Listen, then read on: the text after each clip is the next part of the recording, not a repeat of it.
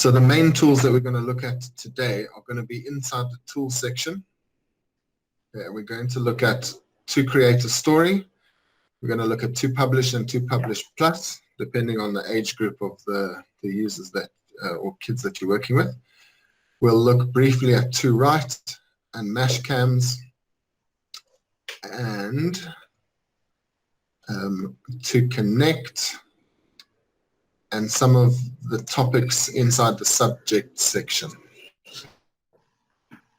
Okay, so I'm going to give you one real life example in the subject section, which I think I'm going to spend most of the time on because it's going to be a lesson that you can pretty much go and use straight away.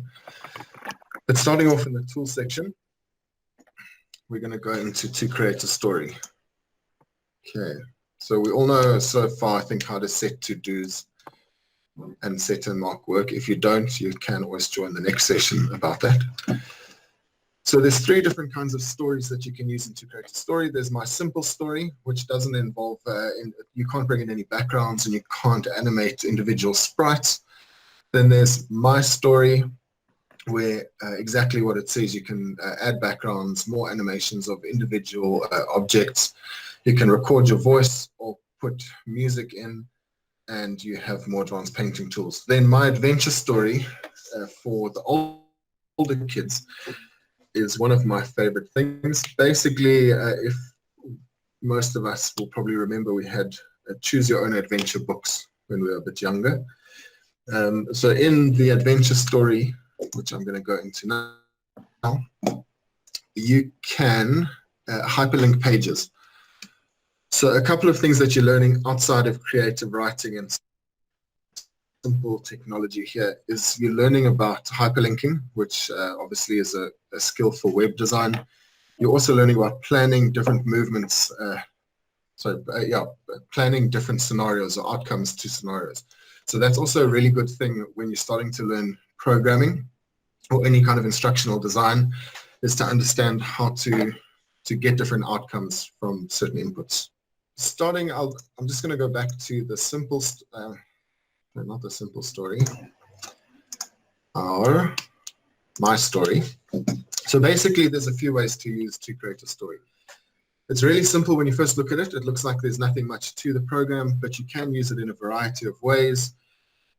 Obviously, the most common way to use it would just be to write a story and to draw a picture. Okay, so you can bring in backgrounds. So you choose the background tool at the top here.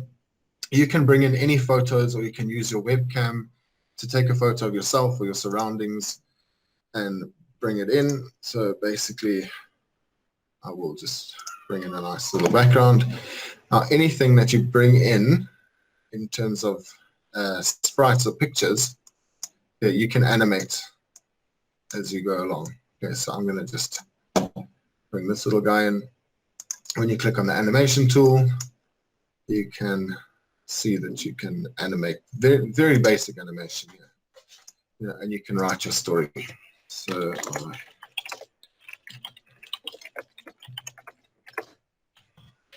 yeah. Right, you can make a story like this of as many pages as you like. So you can spend a whole term creating one long story if you like. Obviously, the best thing to do would be to align it to something that you're doing in a subject or in your English topics. Also, if you'd like to use it as a more complicated book review tool, you can rewrite a story. Really, wherever your imagination takes you, you can use as the simple story writing tool. Okay, when you'll see that's how you turn the pages. You can also change your text. So we do basic font formatting. So I know this is not all about creative writing, but you can see that we do incorporate a lot of your simple technology tools. Okay, so that's the simplest way to use to create a story. Instead of redoing every single page, you can use the copy tool and then paste onto every page. You can paste your story and just do simple animations, on top of your story. Another really nice way that I like to use to create a story is for second languages, or you can use it for your younger kids that are just starting to learn to read.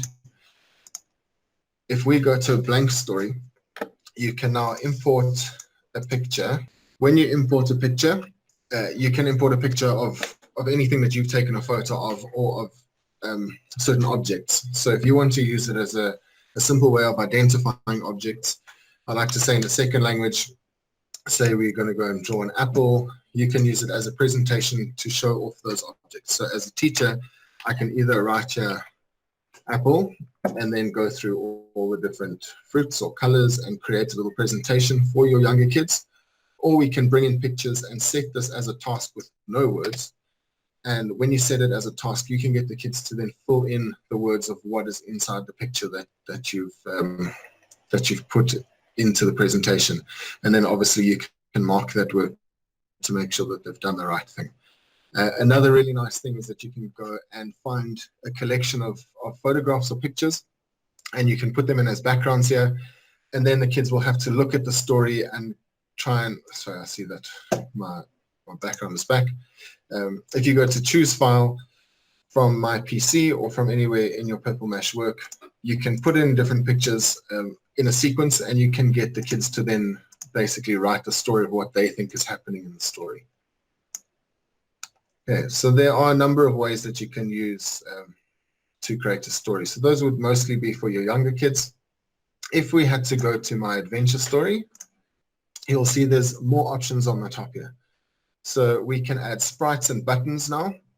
So I will go and find a story that's already been made. Okay, so you can see I'm going into, yeah, sorry. Is the story already made? And Yes. where do we find it? Okay, so this is a story that's already made that's in an international sharing space that you don't have access to. But I'm going to show you how to create, well, you'll see basically what an end product will look like of something that's been made in the adventure story. And I'm really hoping that it's going to open up now. Ah, there we go. Okay. So it seems that we are running a little bit slow at the moment. Okay, so basically what's happened in this story, you'll see this was made by our friend James in the UK. All of these objects that are in here are now sprites that can be moved around. So inside your simple story and your normal story mode, you can't include sprites. You can only include drawings that you've made yourself. So this is where things become a little bit more like coding and obviously instructional design thinking. So these are buttons that have been put in and the sprites and words. Okay, so you'll see if we go to different pages, there's different scenarios that have been picked that every single one of these buttons will hyperlink to a different story page. So if I now go to this section on top where you'll see the 4 squares, this is our planning. You'll see this looks quite complicated if we have a quick look, but it's actually really easy. You'll see where our story starts, and we have different paths that our story will take over different buttons. Okay. This may look a little bit confusing to start off with, but it's really, really easy. Just to show you, if I bring in a sprite, I can choose a picture. Okay, now I've got this character that I've put in, and then we'll go to link that character. Sorry, link that character to a page. So we can say go to page 4 or sorry 6 if I wanted it to direct to that page. We can add sound, animation, all sorts of things to make the story a lot more exciting. Okay, if we want to just delete that. No. Sorry, I'm just going to play it the way it is. So when we play the story, you'll see that everything is a little bit animated. When we click Start Adventure, it'll take us to a page. So as I said, all of these buttons will hyperlink us. If we say stick to the path, something will happen. You know, Little Red Riding Hood will run into the wolf if she sticks to the path. Now, what would happen? We'll say we can say she must tell the wolf where she's going, or ignore the wolf and run away as fast as possible. If she tells the wolf where she's going, you know, she'll realize that the wolf follows her. If we had to go back and say run away as fast as possible, it would take us to a different part of the story. Okay. I'm not going to explain the whole Little Red Riding Hood story to you that's been made, but I think you understand the concept of what we're doing here in To Create a Story. Are there any questions on that? So for me, I think the cool thing with doing this is you're really getting children to do problem solving and come up with different endings or even beginnings of stories. And I think that it can be used in a range of different contexts. So even for children who are older, you could take a historical point of view and they could write a story from two different characters' points of views.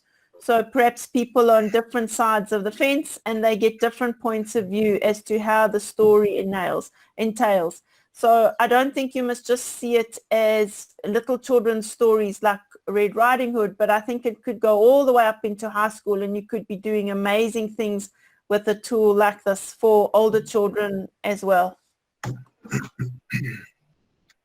The adventure story can be very, very powerful if you give it a little bit of time and effort. Yeah. You can do the writing in any language in here. And a really nice way of doing it would be to use a simple story as I was mentioning just now about, say, you put a picture of something like an apple and they would have to write in any language.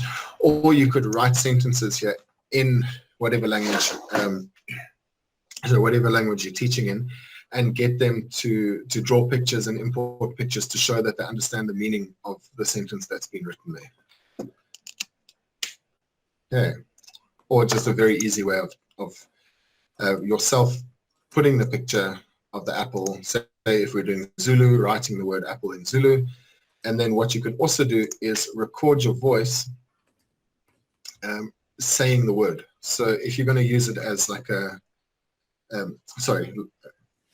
of like flashcards, you could have the picture, you can have the word, and record your voice saying the word. So it's a really nice way of reinforcing what specific words look and sound like and mean. Okay. Also, just to quickly show you, this is not on the creative writing part of To Create a Story, but it is a very creative way of using things. You can use the little piano here to record your sound. So you can create a little song to go with your story. And you can also import MP3s into your story. So if you have a song that you'd like to use, you don't have to worry. Nothing that happens on Purple Mash is publicly displayed. So if you have a song, there's no copyright issues or anything like that.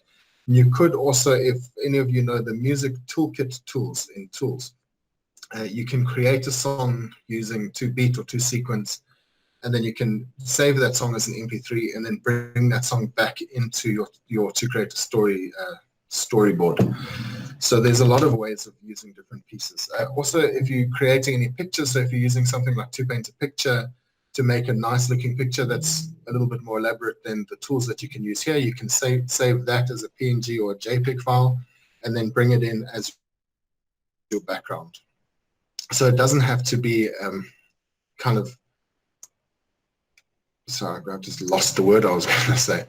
It doesn't have to kind of stick to the tools that you've been given here. You can use the tools from all over Purple Mash, and you can import pictures and audio from outside of the program. Okay, again, there's always a video on the top right-hand side of the program. So next to the exit button, you can open videos. We're not going to watch that all together. You can go and watch it yourself. And those videos will basically explain to you what I've said to you now, except for kind of the pedagogy behind it. It's just going to show you how to use the program tools. Okay, so that is To Create a Story.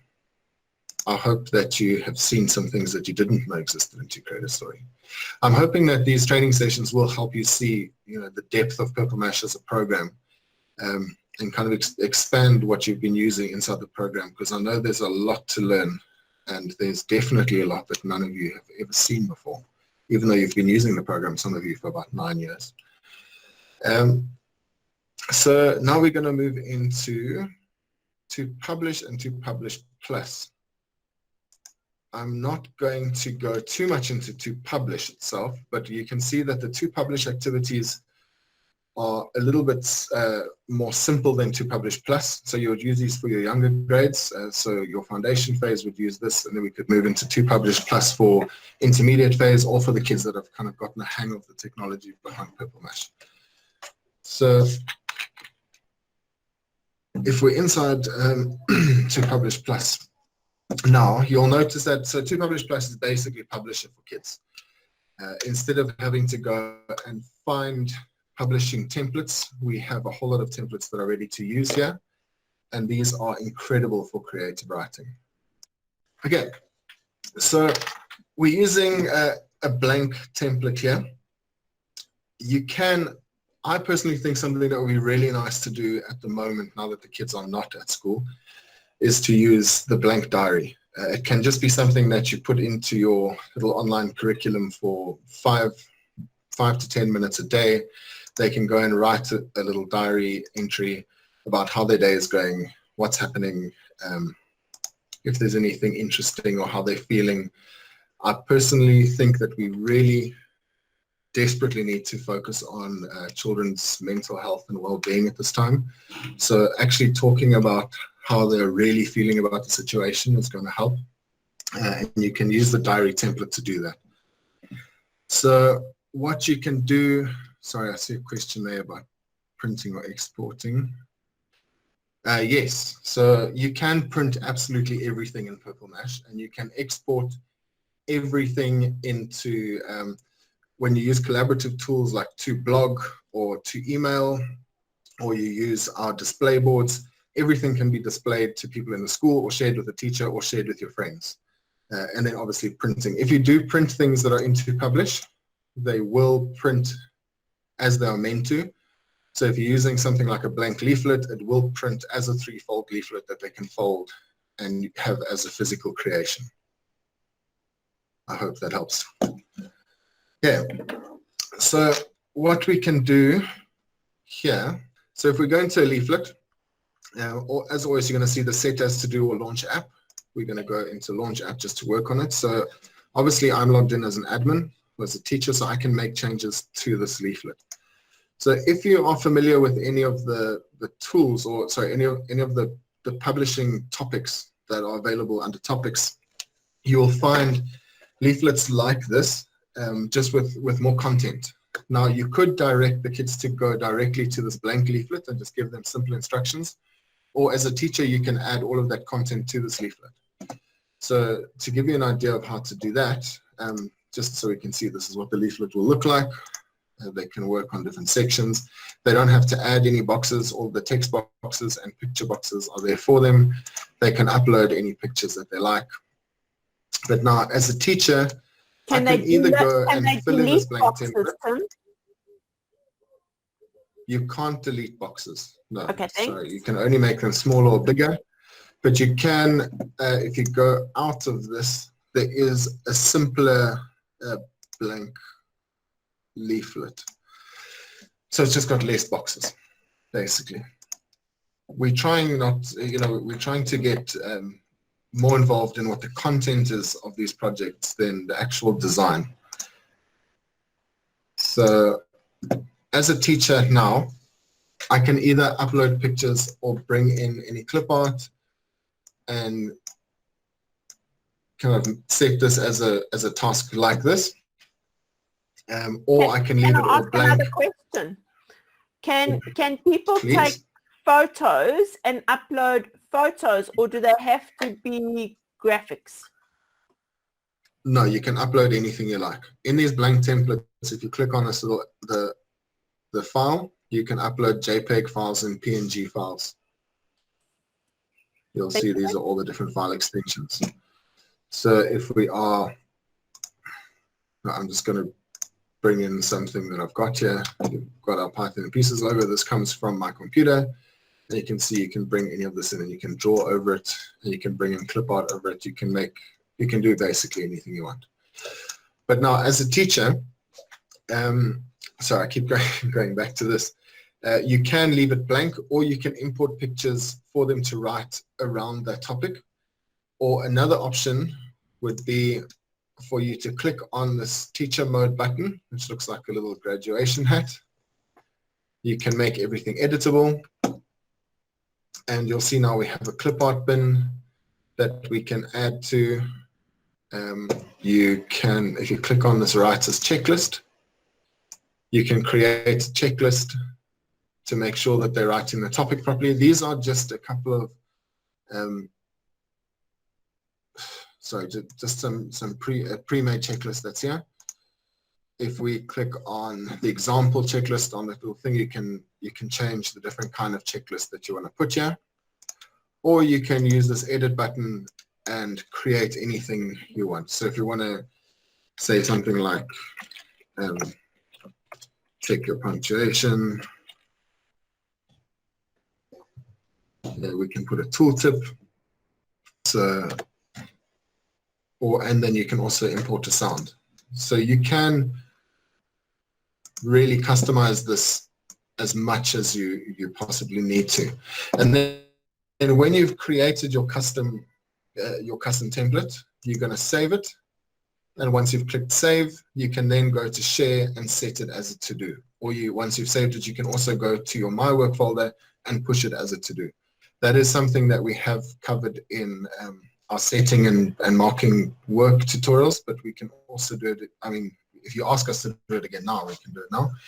Or you can just tune into the next setting and marking work and customizing to-dos. So these are all tools that you can use for all different kinds of creative writing. I obviously really like things like the blank chapter book, the book reviews, and like I've already mentioned, my diary. So I'm going to go out of this now because I'm going to give you a proper real life scenario with doing a blank chapter book. So we'll go into that just now. So that's all I'm going to show you in the publishing tools. It's very self-explanatory. So if you can just look through it yourself, you just need a tiny little bit of creativity and you can make the most incredible things. Okay, mash cams is the next thing I'm going to go into. Okay, so in the mash cams, basically what the mash cam is, it's a whole lot of different characters. As you can see, these characters don't have faces. The kids will be putting their own faces into the character. So you can choose the topic that you're busy teaching in the class at the moment, or you can use it, which I'm going to use just now in that example, is to create characters for a book that you're busy writing.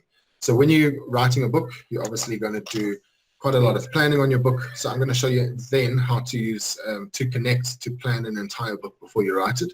And one of the things you're going to use is these characters, and you're going to write about your character. So say if we are now doing a little story on the coronavirus. So I probably shouldn't choose that because you listen to it everywhere you turn. But Humpty Dumpty, that sounds a lot more lighthearted. Okay, so we're going to choose Humpty Dumpty. Please, if you're a senior phase or intermediate phase teacher, realize that this is just an example and you can use a lot of other characters.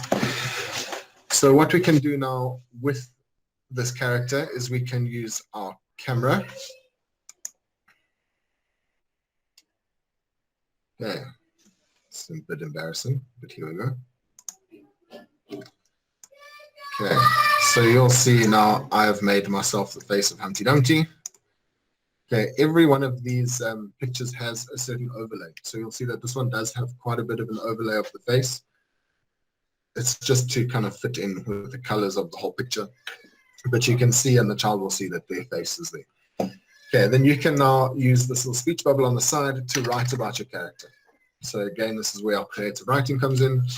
You can say we're working on characters of our book, and you can write, the characteristics of yourself, or you can just write a story about how you're feeling, or maybe if you want to do, say, if we're doing Humpty Dumpty, you can write out the rhyme of Humpty Dumpty. There's a million ways that you can use something like this. For your younger kids, you can use the paint tools, and you can draw a little picture if you like. They can also go and record their voice over Humpty Dumpty or whatever character they're using, so they can speak as that character. So it's very much it's a very creative tool to become a character, which you're going to use further in. Once you've created your characters, you're going to use to compile into a book or into a story. So it's nice to become the character before you write about it. Then I see, can you use a JPEG? Yes, you can. If you click on, sorry, that's me. If we click on the picture, you can then bring in a JPEG. So again, I will just bring in a logo that's on my computer. You'll see there I've now put the two simple logo as the face. So yeah, you can bring in any picture. You don't have to use your face. I hope that's the answer you were looking for. Okay, so Mashcams is a really, really fun tool. You'll find that your kids will have loads of fun with it. And obviously you can set these as tasks and you can mark the work. And you can, if you wanted to write some of the ideas of the character in here, you can write them and then save it and set that as a task. So that is Mashcams. Okay, let's go to write. I don't know if any of you have been in collaborative session here. So if you have, please just forgive me for going to something that you already know about. Basically what to write is, it's very much like Google Docs. So it's a collaborative writing tool. We can create a writing pad or we can open an existing writing pad. So once you've created a writing pad, you would save it into a class folder, and then that writing pad would become collaborative. Okay, so Neil and Karen are busy collaborating together.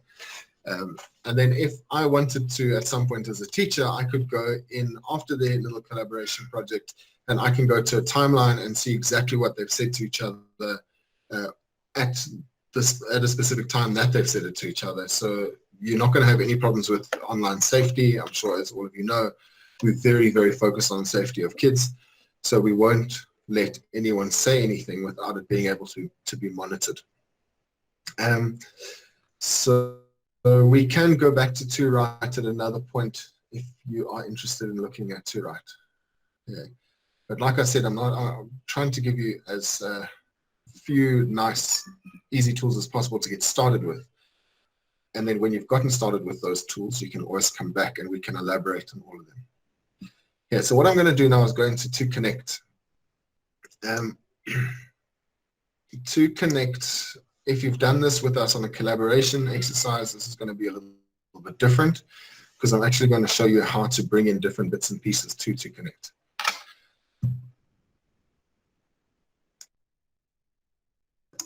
Okay, so the real life example that I'm going to use right now is writing a story. So your story writing could take a term or 2 terms, sometimes could take a year depending on, you know, the extent or, you know, the length of the story that you want the kids to write. Obviously also depending on their phase or age, it can be really long and quite complicated. So because they're making a complicated story that involves characters and a plot line and all sorts of things, you're going to want all of that information to be stored in one place so it's easy for you to mark. So we're going to start off with to connect, which is going to be the place that you're going to mark from. You can also, once they have created the entire project, they can present to a class, which you're going to get to now. So I'm going to just open the story planner. Okay, and you'll see that we have a basic story plan that's set out for us. Okay. And what we're going to do now is we're going to start working on the characters. So you don't obviously have to keep this template exactly the way it is. You can change anything about it. You can change the words. You can change the colors. You can add more bubbles to your story. There's all sorts of things that you can do. Again, this is also a collaborative exercise. So if you want to make it collaborative, so you have 2 or more kids working together on a story, you just have to save it into a shared folder and turn collaboration on. That collaboration will always stay on, so either one of those users can be in the program or they can be in at the same time and creating the basis of the story together. It doesn't have to be only for story writing, but for the purpose of this, we're only going to do story writing. So what we're going to do is we're going to go first and we're going to create our characters. So obviously the base of creating a good storybook is knowing who the characters are. So I'm going to go in and make my first character Tim. That's me. Okay. So about these characters, we can add pictures. So I'm going to show you now how to use different parts of Purple Mash to bring into the story. So if we had gone into Mash Camps and I'd created now, I want Tim to be a fireman in my story, for example. I could go and save me as a fireman. Then I would go to my picture and find a file. Oh, sorry, not a calculator. I could go and find my file from the work that I've saved, and you could import all the different pieces that you've done. So you can assess work on a variety of different tools inside PurpleMash. So going out of here, I'm going to save this. Yeah, I'm actually going to save it into my grade 5 folder, and I'm going to use this as an example. So I'm going to save this as an example. I'm going to make it collaborative. Okay, it's my collaborative story project. I have to save it, and now it's collaborative. Okay. We have got collaboration off because there's obviously, so I think this is just like bits and pieces left over from our little PurpleMash shutdown that certain things aren't working properly. But this collaboration, when it's on, those green lines will show. And what I was going to say is, while I'm showing you other parts, I could get Neil to come in and start working on this project in the background. If it starts to work, he's welcome to do that. But now that we've saved it, I'm going to go out and show you another very cool place inside PurpleMash for creative writing. Sorry, Tim, just one question. Yes. If I have my class, let's say grade 7-1, must I make a little file that says Yes. collaborative space, or how do I set that up?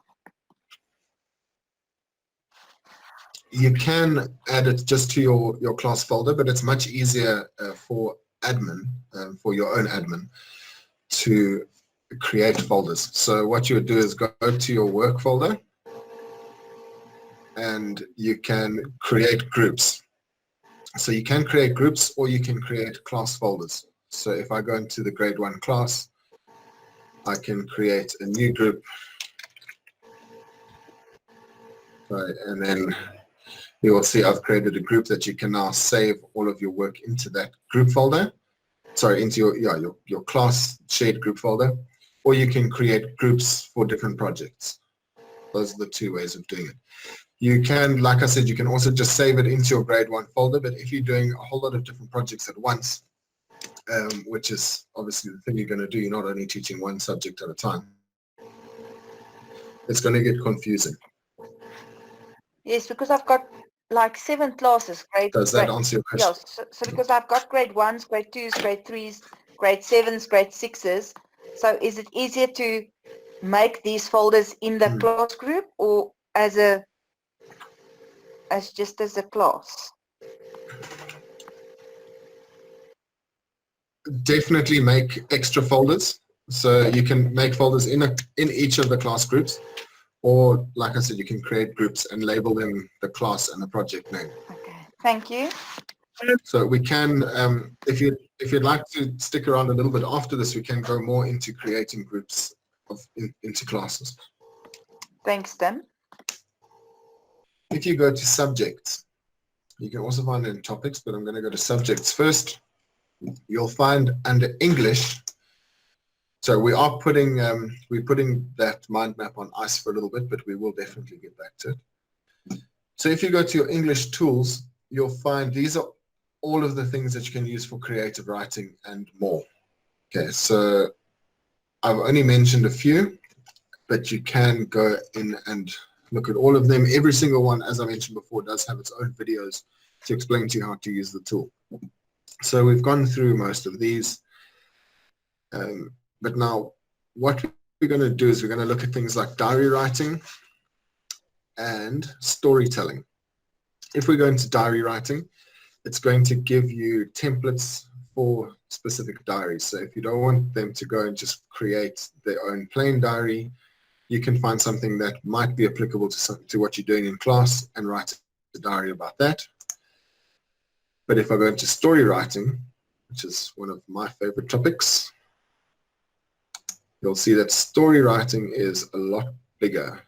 So if we're going to go down to further to the bottom, okay, I need you to remember where I'm going now, because this is a very important section for story writing, but it's hidden. So we're going to storytelling. I'm just going to go back to the beginning so we can walk through it. We're going to subjects, then to English, and then all the way down to storytelling, and then down to Karen McCombie. I think that's how you say her name.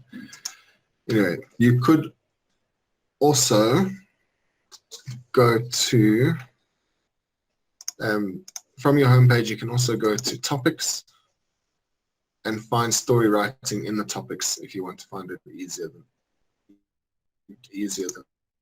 the way I'm going to in this way, because on your way there you'll find some interesting things. Okay, so I'm going back to story writing and down to Karen McCombie. Okay, so inside this author section is going to be a lot of information on writing a book. Okay, you can go and watch these videos. The videos will talk about inspiration for writing. There's projects about kind of planning out a story. And then there are sections here for the blurb for the back of your book, ideas for good and bad writing. So this video will come, so this is Karen. She's a published author, and she's done videos for us, from an author's point of view on how to write a book. So if you watch the good and bad writing video, it'll explain to you what you should and shouldn't do. You can then use these things like your leaflet creator, and the half-page template is just a writing template to write down your ideas. And then inventing a character, they are really nice. Sorry, they are really nice little walkthroughs on how to invent a character, and then you can put your inspiration notes, and you can make a front cover for the book. You can do dialogue. There's basically every part of writing the story that you need to do. Now, the reason why I'm showing you this is because when you go back to our To Connect example that we're working on, every single one of these projects that you do, you can then save into a specific bubble of To Connect. So when you're using it as a full terms project, you can go weekly and do a different piece. So every week you can make a different character, or do the blurb of your book, or do the outline of your book. And then you can save those. Instead of just saving it into a shared folder, you can save it into your To Connect mind map, where the teacher can then monitor from one place what you're doing. Yeah, does this make sense? Yeah. I also think it's awesome, Melanie. This is one of my favorite things in Paper Mash that I never get to show anyone, so I'm quite excited. Okay, so if we had to go and write the blurb, we would open it up like this. Obviously, you can go and use the To Publish templates to do this yourself, but these are really nice that it gives you actual ideas. So you'll see when we are writing the blurb, when we go to the Think About section on the left-hand side, if we hover over the word blurb, it'll explain what a blurb is and how to write a blurb. Okay, it'll give, when you write ideas, it's going to tell you kind of where's like a good place, a good starting place would be to go to your bookshelf and look at other books that you've enjoyed. That's the way that you'll understand what a blurb is, and how to write a blurb and what makes it interesting. It'll tell you what vocabulary to use, and some important instructions. Never give away the ending of the story. So write just enough to make the reader curious, but don't give away the ending. So those are good ideas on how to write the blurb. Again, as a teacher, you can go into teacher mode and add more ideas to the side here if you like. So if you want to add in certain things like, say you want to bring in something like alliteration or assonance or punctuation, you can add the ideas and kind of give a short explanation onto what those are, so that you're bringing in other topics of writing as well as story writing. So it's not just writing a story, it's bringing in all of the curriculum objectives that you have to hit. Okay, once you've saved this, so it kind of goes without saying, but I will say that if you're a teacher and you have then customized this, you would then save it to your own folder and set it as a to-do. So everything can be set as a to-do. Okay, so once you've saved what you want to put in, I'm going to save it into my work folder. Obviously, all children have their own my work folder, where it's, oh, sorry, that's the tag. Always good to use your own My Work folder when you're working on your own projects. Only use group folders when you're working as a class. If you're saving your My Work into a group folder, it's going to get confusing for the teacher, and other kids can use your work. Okay, so now I've saved this. Okay, now imagine we had gone and we had made everything here. So we had created our characters, we had put in our ideas, we wrote a little haiku if you want to use that. This haiku is really nice as well. It explains to you exactly how to write haiku. We've done our front cover. And once we've done all of this, we are going to go back to our writing, our to connect thing that we've done. Sorry, I got lost there. Go back to connect.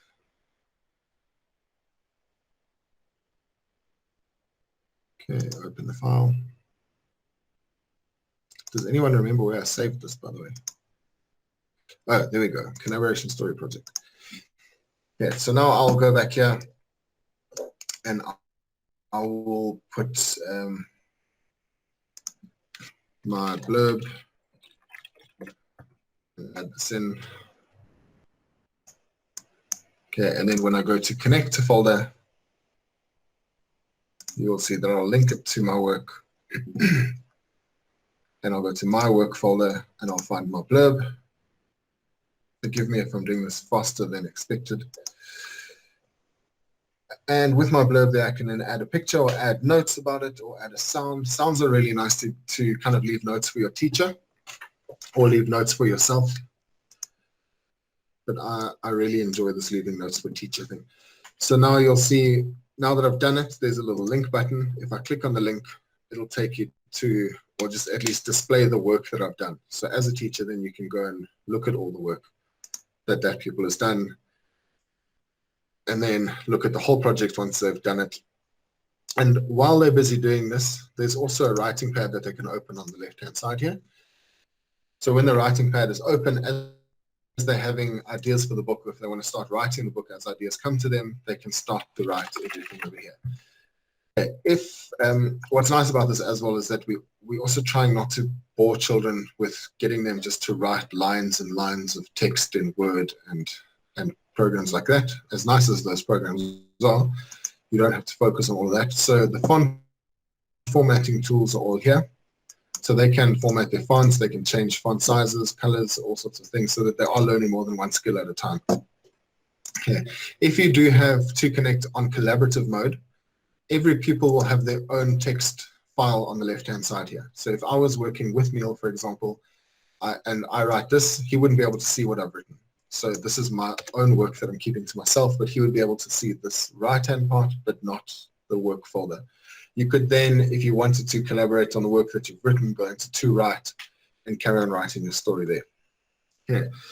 So once you have completed your whole story, if you then want to take this into a class presentation, you could click on where you want to start from. You can go to your interactive board, or even if you're doing this on Teams or Hangout like we are now, depending on how long you're not going to be at school for, you can get the kids to then present to their class the story that they've created. So they'll choose where they're going to start from, click on the presenting tool, and they can walk through and explain all the thinking behind the story that they've created.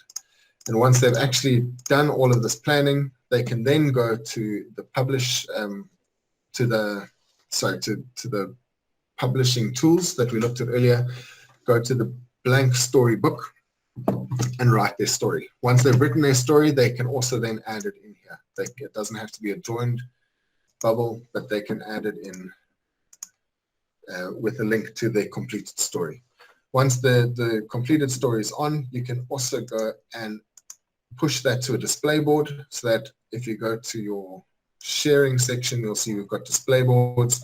You can add a display board here just with the class's stories, where they can go and read each other's stories just for fun, or you can assign each child to another child's book, and then they can do a book review on a story that they've read. So that's basically how to use collaborative tools and creative writing tools at the same time.